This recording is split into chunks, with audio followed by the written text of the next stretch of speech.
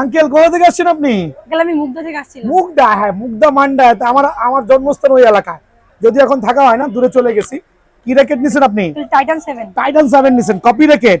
না স্যার, তাহলে কি না এটা অরিজিনাল। অরিজিনাল ছিল তো? দেখায় দেন তো কিভাবে অরিজিনাল চিনেছেন।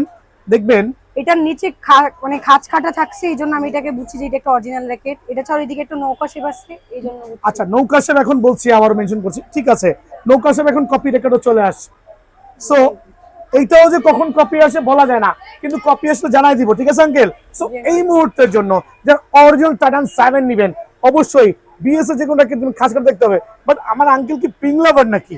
জি আঙ্কেল। ওয়াও, জাস্ট দেখেন না, pink grip, pink string, looks কিন্তু টোটাল ডিফারেন্ট, আনকমন লুক হইছে। আঙ্কেল কত রাখছি আপনার কাছ থেকে? 1900 টাকা মাত্র।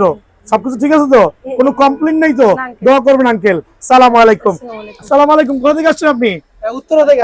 উত্তরা থেকে আমার ভাই চলে আসছে, ফোরপুর দিকে চলে আসেন।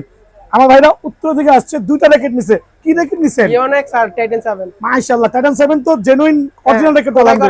আর ইউনিক্স এর ফিডব্যাকটা খেলে আমাদের জানাবেন।